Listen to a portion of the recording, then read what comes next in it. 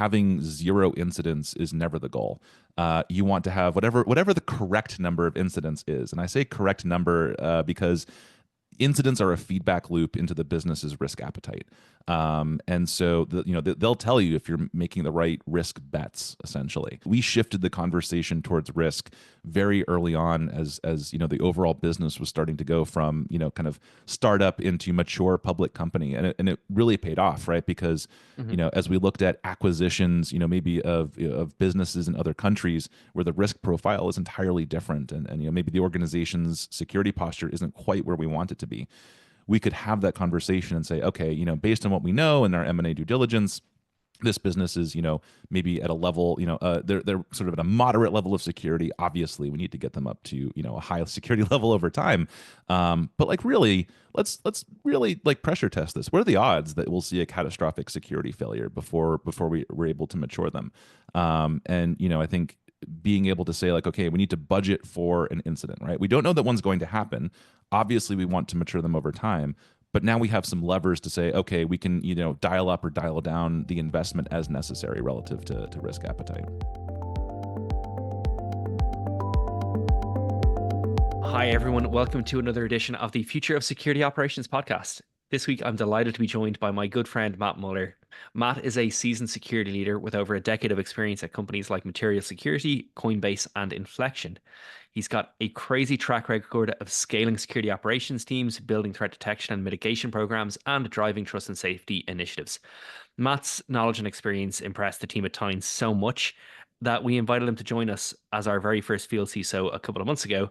And now he's in the role and he's advising our customers on security best practices and shaping our product and go-to-market strategies and a whole load more. We decided it'd be a fun time to have him onto the podcast. So, Matt, we're delighted to have you on the show. Thomas, so good to be here. I'm going to start with some softball questions before we get on to the fun, hard stuff. One of the things I've noticed since you've joined Tynes is that you have an insatiable appetite for information on all things security. Where did that begin? Yeah, so I have actually no formal training when it comes to cybersecurity. I've been very much self-taught throughout my whole career, which means that for me, trying to figure out how to integrate learning sources and all these different things into my job. There's no professor that was telling me, hey, here's the books that you read, right, and this will make you a cybersecurity practitioner. And one of the things that taught me, sort of inadvertently almost, is that security is actually better when you go multidisciplinary. You actually never know what DevOps insights, or honestly even human psychology insights, are going to be relevant for your day job. And so to me, just absorbing as much material as possible across as many sources as possible has actually, I feel, made me a more well-rounded practitioner over time. Which again, like, I don't know that there's any one wrong way to go about getting into cybersecurity, but thinking about how we can learn from other disciplines and industries, super valuable, right? We don't always have to reinvent the wheel. No, we definitely don't. But it's kind of interesting. Like, you're self-taught. But you have also scaled a ton of teams and had had a lot of experience, and I suppose had a lot of trust put in you. I want to talk a tiny bit about your journey into security. Then, like, what attracted you to it? Because and I'd love to touch on this later on. You started your own company, but then you went into kind of like a trust team in Inflection. Can you tell me just a tiny bit more about, or tell our listeners a tiny bit more of like what that involved?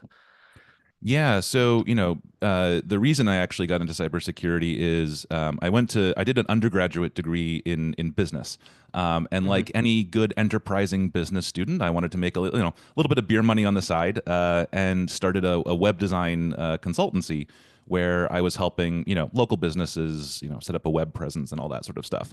And one day I realized that one of these beautiful PHP websites that I'd built was being used to send out spam. And that was pretty outrageous. I couldn't believe that somebody would take this insecure code that I'd written and abuse it, right? And so I wanted to figure out, like, how did this happen, right? And this is, and how do I stop it from happening again? And so I think this is sort of the core of why I've done a whole bunch of blue team stuff over the course of my career, because it happened to me, right? Like, my website was responsible for somebody else having a bad day, and I'm like, I don't want that to happen again, no matter where I work. And so after graduation, and trying to figure out what I wanted to do, I ended up at a small background screening company called Inflection, which eventually got acquired by a company called Checker, which does a whole bunch of background checks for large Hmm. companies. But um, because it was a startup, there were a bunch of pieces of work that just, if nobody picked them up, they just weren't going to get done. And I just started gravitating towards, the privacy and security and sort of overall trust and safety aspects of that business. And so, I ended up spending, about 5 years, and by the end, I had built out their more or less their whole security program with an eye towards customer trust, right? Like at the end of the day, when you're a background screening company, you have to deliver reliable, accurate background information, right? These are people's careers that are on the line Hmm. if you don't provide accurate information. But you also now have a lot of information, right? And so for us being able to say, businesses can trust us, right? Because we've done the due diligence, we've got the compliance processes and the security procedures in place, and job applicants can trust us because we've put all these security measures in place. We recognize that you're trusting us with some of your most sensitive personal information, and so for me, that was sort of it absolutely evolved organically over time. But I think that blend of just sort of recognizing that cybersecurity for cybersecurity's sake actually isn't the point, right? It's about what you're enabling the business to do, and getting that sort of like, hey, we are in service of our company actually making money. Yeah, and yeah, absolutely, and it's nice when you're very aligned with the business making money as well, so that you can, I don't know, it's a little bit easier to have those conversations around budget and around headcount and even yeah, just persuading other people in the business that it's security is important. Um, I think that the next step in your career is a place where I think everybody probably recognized that security was important, and that's Coinbase. But you managed to get into Coinbase when the security operations team was tiny. How did you yeah, I suppose how did you manage to I suppose join Coinbase at like at such an incredible time, but also um I suppose yeah, expand the influence. Like growing that team from 3 to 50 people is an insane yeah, insane growth. Yeah, it was one of those things where when Coinbase reached out to me, I was like, "Hey, wait a second, this is an app on my phone. That's kind of cool, right? Like this is the Yeah. first time an app has ever reached out to me and said, "Hey, are you interested in working here?" And I said, "Yeah, absolutely. Would love to, figure out how I can help Coinbase solve problems." I originally started more with a focus on, customer security and customer trust and safety. But again, it's a insanely fast growing startup. And so, new responsibilities come along. And, again, if nobody does them, just won't get done. And so, my role basically involved over time adding on, detection response function, a threat intelligence function, insider threat, SecOps platform, like all of these functions started to scale out. But it started with me and two other people, and a lot of pager duty was basically where we began. And so for us, I mean, we definitely, this is also where I got introduced to Tines, right? Because three people trying to protect a company growing that fast just does not scale. No, it definitely doesn't. And yeah, I remember tons of our conversations at the time, and you guys, yeah, just pushing the boundaries of the Times platform at the time, but also of like security and some of your, I suppose the toleration of risk was pretty limited, naturally enough. Um, what are some of the big successes you had, or some of the big failures you had at that time? There's always security incidents, but what did what are some of the things that you learned? Yeah, it's always funny because obviously everyone ends up with a bunch of war stories over their time Yeah. being in security. But very early on, I was chatting with our head of application security, talking about just like, hey, how do we avoid us and our teams being overwhelmed? And he said, look, at the end of the day, it's two things: protect the funds, protect the data. Right. That's it. Hmm. That's what our entire job boils down to. That's how we maintain the trust of our customers. That's why people will continue using Coinbase, because we protect the funds and we protect their data. And so to me, the biggest success is the non-event, right? Like during that time, and actually since I've left Coinbase, there has been no company-ending security catastrophe, right? Which feels good, but there's so many tiny decisions and tiny events that go into that ultimate outcome. And then there's the fun stuff that happens along the way, right? Where I think one of the things I'm proudest of is getting mentioned by title and not by name in a DOJ indictment. That's as close as I ever want to having the federal government mention my name, right? Just being able to do those sorts of things and protect our customers.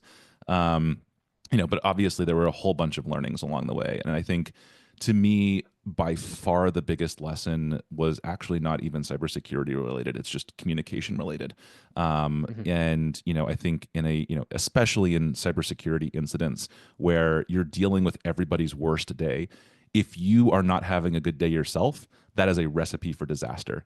And I will absolutely admit to one too many times of just being a little too snippy on Slack, right? Or going back and forth with somebody, one too many messages. And like that trust starts to decay a little bit, right? Like we could have just hopped on a Zoom and chatted for 5 seconds and resolved that with a little bit more amiability, right? But like, man, knowing how to regulate when you are stressed is something that I've had to learn, unfortunately, a little bit more of the hard way than I would like.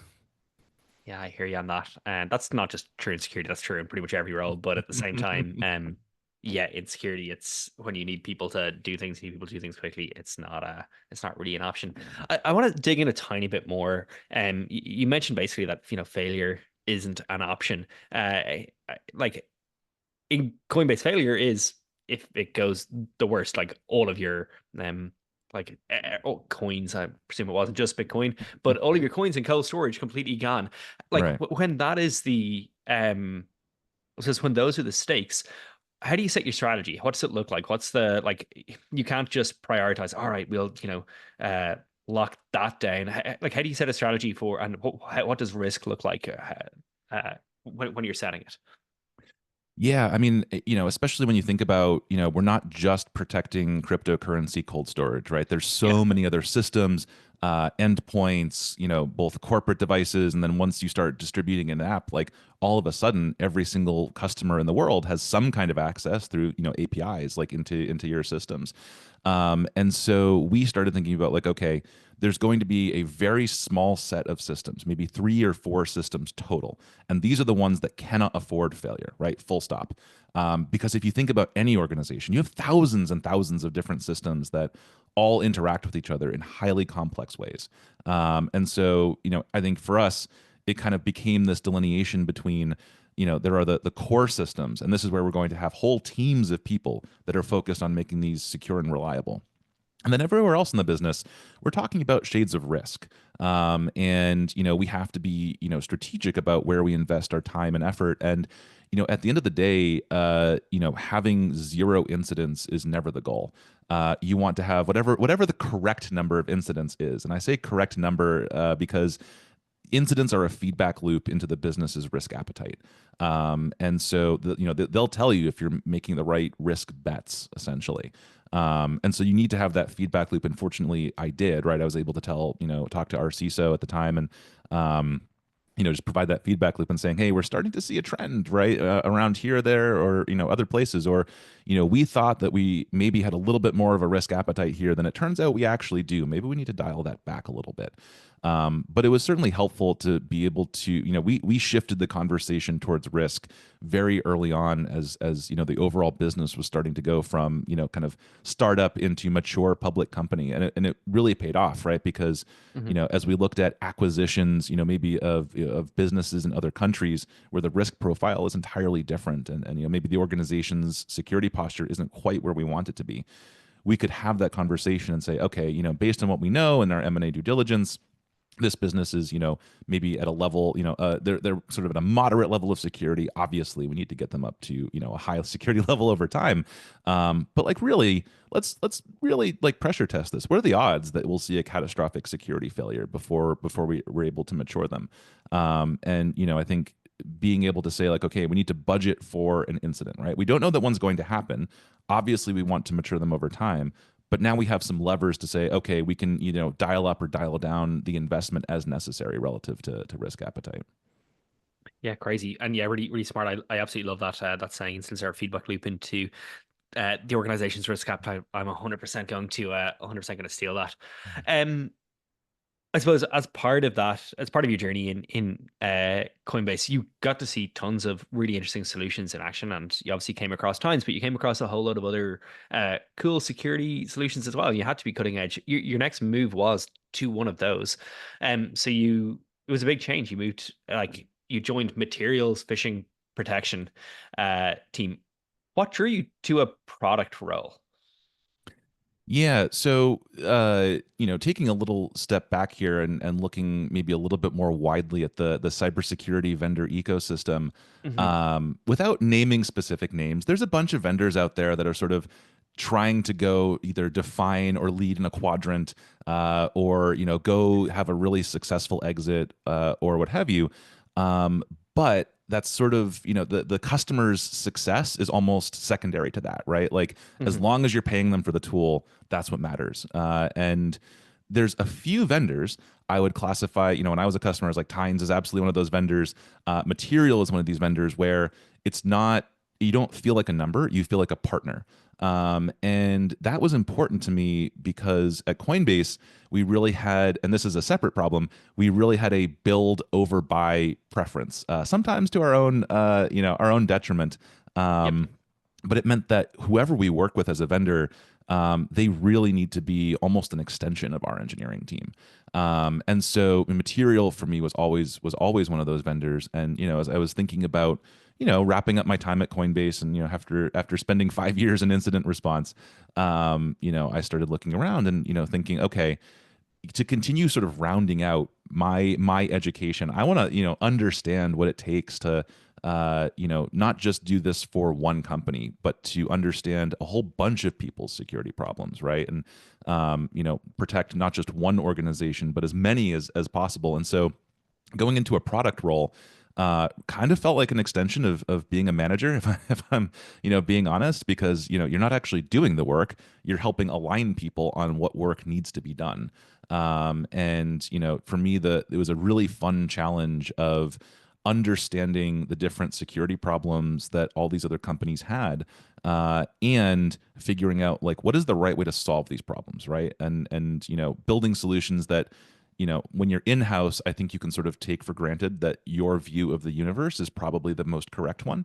And then you start Hmm. talking to people in healthcare, right? And you realize, oh, you can't just, patch this Windows CE device. It's, part of an MRI machine. The only way to patch it is to replace this multi-million-dollar MRI machine. Life is not as simple as you thought it was when you worked for a tech-forward company, right? And so it was definitely humbling to, talk to all these different customers and prospects and hear their own security journeys and their security stories, and figuring out where are we maybe going to be helpful for them, where might we not be helpful, right? Like where are they either mature enough or not mature enough yet to sort of think about email security and phishing as being the thing to solve at this exact moment. And so getting to help build some of that and also get more exposure to all these different security programs was super cool. How did you balance that trade-off between like uh, building what your customers were asking for and setting the vision for where you thought like the market or security was going in the future? Yeah, it involves a lot of conversations. Hmm. I think I don't know that there's an exact right ratio, but obviously, your own conviction in sort of like what is as much as possible the right way to build, and like the right outcomes to achieve for this product, right? Like where do we think the puck is going?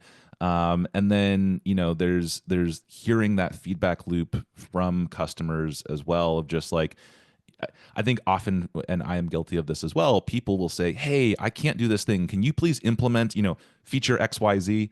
And you actually look at it and you're like, "Oh, I actually think I can solve this for you in a better way, maybe than you're asking for," right? And the art of Hmm. translating a customer's feature request into what is their underlying intent by, asking for this thing. What is the pain they're actually trying to solve? I think balancing those two pieces is I have a lot of respect for everybody that's in product because it is a challenge for sure. Yeah, it's a tough challenge. It's a fun challenge, and if you can, you obviously have to listen. But if you can delight, and if you can, I suppose, yeah, bring them a little bit further on that journey and understand their problems, it's great. But at the same time, it's yeah, there's definitely a safety in just building for what they're asking, and yeah, it's not something. I don't know. The trade-offs are tough. Um, yeah, like, but if anyone wants to listen, I interviewed Ryan Noon maybe 2 or 3 seasons back, and he's a yeah super thoughtful on this kind of area. He's the ex CEO of Material. Um, I want to touch a little bit to you've moved very much now to Tynes, and yeah, I guess like the dark side, you're very much like vendor rather than practitioner. How I suppose how or when did you find yourself veering towards that career in a vendor versus like that technical, going back to be a technical practitioner and kind of security leader? Or yeah, Yeah. Yeah, I mean, I don't foreclose myself from ever going back into, the of actual course not. No. operational side of security. But I think one of the things that really attracted me to this role in particular is the fact that, my job is not literally sales, right? My job is to go be a consultant or advisor Yeah. almost for the customers and prospects that we're talking to. Just that independent voice, right? That's able to say, hey, here's how I use Tines, right? Like this isn't just us selling you a promise. This is actually me talking about experience. And at the end of the day, I think cybersecurity is one of those things where it's always all of us against the bad guys, right? And just, Hmm. maybe honestly, like there might be times when Tines or a security automation tool isn't the right thing for you to go do next in your cybersecurity program. And being able to, just have that honest conversation with folks and help mature security programs across just a bunch of different organizations. To me, that's just such a cool thing to be able to go do. Yeah, absolutely. And I'd even go the opposite, or like even change your framing. It's not a little bit. It's not that it's not literally sales. It's literally not sales. As in, like I think, and in my role as the founder, I get to have those conversations as well, where I'm like thinking long term about the success of the business, and the success of the business is exactly that. It's like if Tynes isn't the right choice, it's okay to say no. Tynes isn't the right choice here. You maybe need to go over and look over there, or maybe this product would suit you better. And it's much better to have an honest conversation, thinking about the long term partnership with that prospect or that customer than it is to sell them something that they're not going to so it's not going to be able to get the value of, or not going to not going to appreciate. Um, Totally. how do you stay in touch with the practitioner side of the business? How do you like make sure that you're not losing touch with what CISOs care about, and what Matt of 2014 to 2022 cared about? um, so I will now take a page out of your book. I will flip that one. I don't know how CISOs stay on top of everything, right? Because Yeah, totally you fair. have 12 hours of meetings a day, and then you get to go do your real work. I have, just such respect for practitioners out there who are trying to keep up with a field that, changes every single day. My actual part of my day job is keeping up with what the trends are, talking, I mean, these are things that security people do naturally, right? Everybody talks to everybody, everybody's going to conferences and events and talks and, understanding state of the art. I'm just privileged enough that, I can actually do this as part of my role, right? This isn't an extracurricular for me. And be able to condense some of that down as I go talk to CISOs and say, hey, here's the trends, right? Here's what your peers and the rest of industry are saying. And oh, by the way, you want to learn more about this thing? People at company X are solving it in a really cool way. Maybe I can make a connection and help you talk to that person. Do you, So yeah, uh, sorry, go for it. um, yeah, I was just gonna say I actually feel like for me it's almost easier now that I'm not a practitioner to understand what's happening because I can lift my head up, and sort of see what's on the horizon. You're also talking to a ton of like Tynes customers who are doing a lot of fun, a lot of fun things. And without naming names, and to put you directly on the spot right here, are there any like, you've been at tons of events and tons of roadshows as well. Like, are there any particular standouts of why this is a really interesting way of our customers that are using us? Yeah, I think it's always interesting, right? Because, when you tell people do automate the work that humans shouldn't be doing, sometimes that means the use case that you're automating is super boring, right? And so I always get really excited when people automate the boring use cases in a really, useful and, and so maybe some of it's just, the speed at which they were able to execute on that. But I will say, some of the more exciting use cases that I see are when people automate the use cases that are almost too important for a human to do, right? Maybe because for example, if you need to lock a Google account, that requires Google like super admin permissions. And if you are, and as an organization, you kind of only have two choices here, right? It's either delegate to 50 people, some of whom might be junior security analysts who have never done this before, when you need to lock an account, or you tightly restrict it to a group of seasoned senior people that can run this playbook time and time and time again. And that's where I think when people find those use cases with Tines, right? It's to say a junior analyst can safely kick off a workflow because we've built in all these different guardrails, right? We check to see before we lock this account, is it the CEO? Because we might want to ping their EA before we go lock the CEO's account, right? Or like somebody in leadership needs to get an explanation as to why you think the CEO needs to be locked out at this exact moment, right? And so to me, those are some of the coolest use cases where people are taking those like really high trust and and critically important to get done properly every single time workflows, and just putting that into Tines. It makes it so much easier for everybody else in the organization to execute it. Yeah, I love it. I remember being in a meeting once where I was explaining that our process to lock accounts, and we were explaining our policies. This is when I was in industry explaining our policies. I was like, yeah, like if somebody gets malware on their laptop, we quarantine immediately. And that question was asked. They were like, well, what happens if it's the CEO and like they're in a board meeting or something like that? And I'm like, well, if the CEO's in a board meeting and there's malware on their machine, then actually that's the exact time I want to lock their account. Like that's they have access to their laptop and everything that's going on in that board meeting. That's Right. I do not want that. I do not want that happening. But I definitely understand the definitely understand the risk, and it's again, it's kind of coming back to your point that security is a bit of a communications problem, and that's one of the most important parts to it. I want to touch a little bit on you've written a ton about automation as well, but one of the things that like you shared is that when thinking about automation, you advise people to start small and to like iterate. So, what are some of the other best practices you've picked up along the way?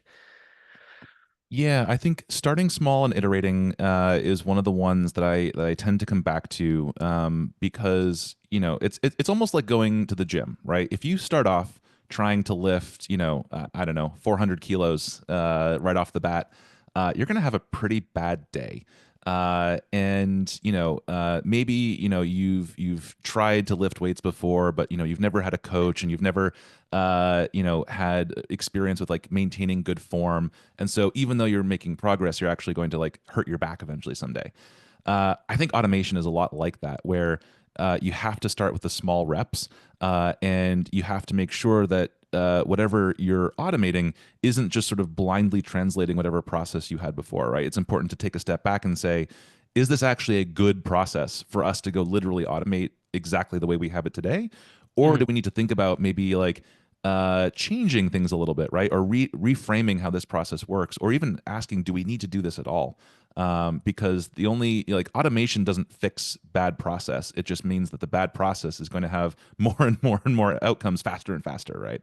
Um, so I think that's hugely important. The other piece on automation is figuring out the right blend of where humans and deterministic workflows and AI are the right solution, because no one piece of that is going to be like fully correct, right? We know what a fully human world looks like. That's been the history of security operations, is humans doing stuff. And you're going to have deterministic workflows that are, we talked about like high security or high stakes workflows. You probably want those happening the same way every single time. And now we have this new component of AI, and I think one of the things that in my view, people need to avoid is saying, "Oh, as soon as we throw AI at it, that'll solve the problem," right? Like AI is a tool, and it's one tool of many in your toolbox, and knowing when and where to use it is also going to be super important. Yeah, how much hype do you think there is around AI right now? Too much. I mean, just way too much. And once you get, all you have to do is look literally one paragraph past the headline, and you start to see, oh, this is, what actually happened under the hood here was, maybe a little bit of data transformation, or like, oh, it was slightly faster and easier to build this workflow. But the thing that you're doing is actually, three different machine learning techniques that all have kind of existed already, right? And and the hallucinations, by the way, like they can be bad once you get off the happy path of your demo. And so, I do think that there's absolutely a time and a place that AI is incredibly helpful. But it's certainly not going to be every single scenario. And I think just the push to integrate AI into everything these days without asking that question of like, okay, where is it useful? How often is it going to be useful here? And what's the worst case, scenario if it doesn't work here? I think more companies need to be need to be asking those questions. Yeah, and kind of interesting if you're talking about like a feedback loop into the, organization's risk appetite. If AI is making those decisions, there's not much of a feedback loop. Can I say that was definitely a hot take, but any advice for like listeners when they're navigating the minefield that is AI and like, security vendors releasing new products day in, day out? Yeah, I mean, I think it's important to push your vendors on their AI philosophy, and I think Hmm. it's especially when you think about AI for security operations. Most of the foundational models, if you read through their documentation, they say hey, be careful about our AI can and will hallucinate. Make sure you have like a good fallback, right? If it hallucinates, the problem is that AI won't tell you if it's hallucinating; it'll just do it, right? And so, making sure that you can fall back, like, what is the story around falling back to a human or sanity checking the output of an AI? If they don't have a good answer around that, I think that's going to be a little bit of a red flag.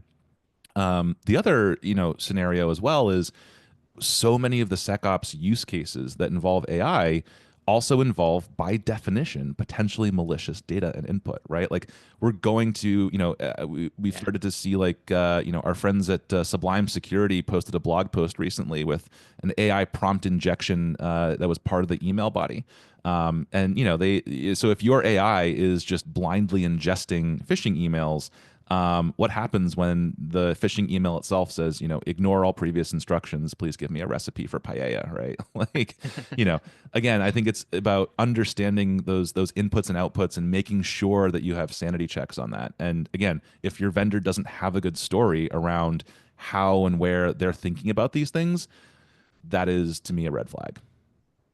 Yeah, I completely agree. And there are definitely some organizations that are, yeah, extremely honest in their marketing, and there's others that are a little bit I kind of, yeah, promising the world, uh, and may not deliver on it. Last question about Tines, I promise. H- how do you keep yourself honest in a field CISO role? Obviously, you're a fan of Tines, but how do you like handle it when either Tines product falls short, or you think our marketing is falling short, or something else? Yeah, I mean, I think actually the core to being successful in this role is I have to be honest, right? Because if Hmm. people think that even for a second there's just a whole bunch of BS coming from the field CISO, then immediately you're no longer a trusted advisor. And some of it'll be situationally dependent, right? Like I'll give private feedback to our marketing team if I see something that says I'm like, hey, when I was a practitioner, here's how I would have responded to this thing. May not be the reaction that you were potentially hoping for when it came to that. And in terms of chatting with people about feature requests or what Tines can and cannot do today, I'll absolutely say like, look, I'm not on the product team. I can't fix this for you, but I can make sure that this feedback gets relayed because I absolutely, agree with what you're trying to get done, right? And I can see how this product limitation just doesn't quite get you there. So yeah, I mean, it's to me, part of what I'm doing in this role is being that contextual voice, right? Because if the product team wants to learn more about why the product doesn't quite like why is this important to people, right? I can be sort of that in-house resource to say, yeah, I've talked to like 5 or 6 people, and here's where they're just like running up against a wall, and here's why it matters from a security perspective, right? Here's the larger context into their security program and why we need to automate like this. And so, I think being honest with the customer is super important, but then also being transmitting sort of the outcomes of that back to the internal team, I think is an important feedback loop as well. Yeah, 100%. Definitely, definitely agree. I want to talk a little bit about the like name of this podcast, the future of security operations. But you've been working in security for a long time. You're obviously, um, yeah, you've obviously got strong opinions on where you think it should go. But one thing you've written about is you said that it's time to evolve the kind of SOC, the L1, L2, L3 structure. What do you think a good alternative looks like? Oh, that's a tough question. Mostly because if I had the answer, everyone would be doing it, right? No, I Yeah. think I look at how traditional software development has evolved. And the world used to be we would write software, we'd create a release, and then a different team, the QA team, would get a copy of that software, and they were fully responsible for testing it and making sure that it performed the way you expected. And if it didn't, they'd throw it back to the dev team, and the dev team would have to go fix it. And modern software development, by and large, is moving away from that model, right? Because we're sort of recognizing that QA is about enabling the engineer to take their test or to take their software, test it, and be accountable for it end to end, right, with the tools that they need. And when I look at SecOps, we all sort of bemoan the lack of seasoned senior cybersecurity talent. But how are we bringing up people in a SOC, right? You start in a tier one job, you get a run book that says if you can't, here's what to do on this ticket.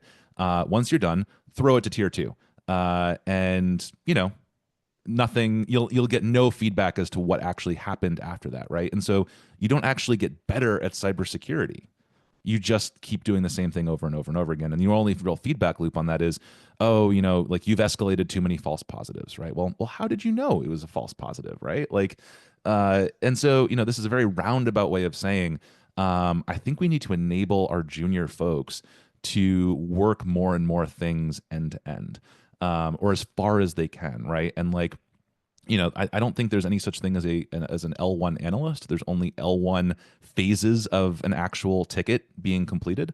And so I think, again, empowering folks with the data and context that they need is certainly helpful. I mean, so, speaking of AI, right, and where AI can be useful, this isn't just an L1 thing, but like if there's some obscure system and you just want to understand, like, hey, how do the logs from this system work? That's something that you can, quickly look up, right? And now you have a little bit more context. No junior or senior person has used every single system that exists on the face of this planet, right? And so everybody needs sort of like the primitive of how do I quickly understand and gain context in a system that I haven't really touched before. And so if we start thinking about, again, like there's things that are coming in, some of them will be obvious false positives. Automation can take care of a lot of that now, but empowering people to answer more and more of their own questions, as more tricky and complex situations arise in front of them, versus saying, hey, you don't have the tools to handle this, you don't have the experience to handle this, throw it to somebody else, right? Like, I think building better feedback loops there is going to have to be the future of the SOC. Otherwise, we're just going to continue seeing all these talent gaps. Yeah, I completely agree. What role do you think diversity has to play in addressing some of these talent gaps? Um, it is a shame, honestly, that we still have to have these conversations about diversity. I think it's improved a lot. But when we think about the companies and teams and people that we're defending, most people don't look like you and me, right? And most people haven't had the same life experiences that we have. And so, if I mean, this is, something that I've always said in building SecOps teams, which is we actually can't afford to not look like and understand the life experiences of the folks that we're defending, right? Like we need to reflect the populations that are being targeted, because otherwise we're just not going to be as well-rounded of a security team. So, I think building a diverse team, it's actually valuable for its own sake, of course, but it's also valuable from a strategic perspective, making sure that you're able to understand, attacks and just defend the parts of the ecosystem that maybe you just don't have direct experience with. So yeah, I do think that again, I wish we had made more progress on this over the last 10 years or so, but I do think security teams investing in building diverse teams as an actual way to be better at defense, something that again, I think we absolutely need to continue doing. Yeah, I suppose like what kind of you said, most security teams don't look like me and you, which is or sorry, many security leaders do look like me and you, and many Yeah. people, yeah. But I suppose what can somebody else, what can Matt of 2022 do, like in that situation? Like it is obviously promoting people, it's hiring people, but like how do you, yeah, what are some practical steps people can come away with here? Yeah, some of this is about little things like who you empower in a meeting, right? Yeah. And in an incident response call, who's going to be the loudest voice in the room? Probably me. I have a lot of thoughts and opinions, right? But when I take a step back and actually, make sure that, like I joke, but my actual role in, any sort of meeting, whether it's an IR call or, just a project call or what have you, is to make sure that everybody's voices are getting heard equally. And I'm sure every woman that everyone has ever worked with has the experience of saying something, and then having a man like say the same thing, right, and be the one that sort of gets heard. And so it's important as a leader, I think, to pay attention to some of those dynamics, and make sure that again, like the voices in the room, reflect what people actually have to contribute. The other thing is, who we help elevate outside of just the normal day-to-day work. If I get invited to be on a panel, for example, I can, and will decline that if it's only people that look like me, right? Like Hmm. we need we need more diverse representation in who is being showing up at panels at conferences and who's being invited to give talks and all that sort of stuff. And one of the ways those folks get a seat at the table is to make sure that I will give up that seat, right? Because like again, I don't think people need to hear a ton about me and my world every single day. There's absolutely other voices that are in the room, and it's some of it is just always being mindful for ourselves. Like again, part of our role here is to step back a little bit, right, and make sure that those voices are amplified. Yeah, I love it. All right, let's like talk about the future. We've talked a little bit about AI and uh what's hype and what's not, but it is definitely having a dramatic effect on security. But what do you think security operations will look like in 5 years' time? I would love to say that they'll look different, but based on 20 years of data, they'll probably look very similar, right? Like we're all still talking about patch management, Yeah. and like why can't we patch stuff, right? We're all still talking about alert fatigue and work overload and things that we still haven't solved. Um, you know, but if I look 5 years from now, part of I think the cynicism that may come into some of these projections is it feels like we're treading water. But if we actually look at how the industry and how technology is evolving, treading water is actually pretty impressive considering how fast things are moving, right? Like 20 25 years ago, we were responsible for protecting like things in a data center or things behind a firewall for the most part, right? And now so many businesses just hand out laptops and are entirely SaaS based. So we've had to evolve and adapt to that new, like just different defenders mindset. Um, and so I think 5 years from now, what I certainly hope to see is that we've dialed in a little bit more of like, hey, the art of getting SaaS logs, audit logs, or what have you into our SIM is just completely dialed in. I do think that we will be using AI. Attackers will also be using AI, so that's probably like a net zero just in terms of who can maintain a better operational tempo there. And one of the things that I think will be really interesting is around the push to provide better security features by default across a lot more products. Ultimately, I think the SecOps field and being able to defend people is I don't know that 5 years from now will look too different just in terms of like what our goals are and the types of folks that we'll be defending against. But I do think that there's an increasing push to make sure that we have the tools we need available to us. If you look at things like how CISA has been pushing companies to take more and more responsibility for the security of their products, right? And I think we're seeing a similar push in the EU right now, right, where potentially holding software makers liable, to consumers if there are security defects. I think hopefully in 5 years, life is easier for defenders because the tools that we have and the platforms that we're defending have made it easier for us.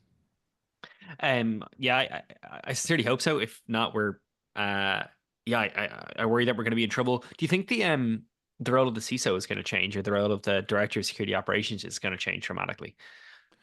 I think it will. The evolution of the CISO, I mean, the CISO role is relatively new. Yeah. And I think in a lot of organizations, the CISO, often reported into the CTO or the CIO, which implicitly made the CISO role inherently a little bit more technical. I think a lot of technical people have jumped into the CISO role. And now, if you look at, when the companies say, we take security seriously, part of that often means, and now our CISO reports to the CEO, right? And they have a direct line to the audit committee on the board, and they do board presentations. CISOs, are absolutely the ones with the seat at the table. And where I think CISOs have, that has evolved fairly rapidly over the past 5 years. And so now we're in this crazy world where CISOs are expected to be 100% business facing and 100% technical, which to me feels like a crazy recipe for burnout. And so I think the evolution of the CISO role is going to be a little bit more oriented around being that business executive that can help translate all of the complex parts of cybersecurity into a risk discussion. Essentially, you become the business's chief risk advisor, more or less.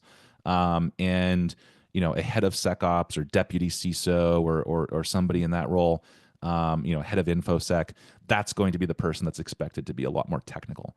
So I think sort of this sort of divergence between saying, look, one person cannot be three different people in one. You have to pick. I think people are going to pick like, hey, how do I have a better executive presence for the security team? I love it. And that kind of, brings us really nicely back to the very start of the conversation where we're saying that, security is becoming that communications problem, and that it's about aligning your stakeholders and making sure that you understand the risks of the business as well. Matt, unfortunately, that's all we're going to have time for here. I've really enjoyed this conversation, but if people want to follow your journey, what's the best way to do it? Yeah, feel free to connect with me on LinkedIn. Would love to chat. You can find me on Blue Sky as well. But yeah, anywhere folks are having cybersecurity conversations, love to have more of those. Brilliant. All right. Look, thanks so much for coming on. And I'm looking forward to having you on again at some stage in the future and discussing, what security will look like in 10, 15, 20 years' time. It's been a pleasure. Thanks, Matt. Absolutely. Thanks so much.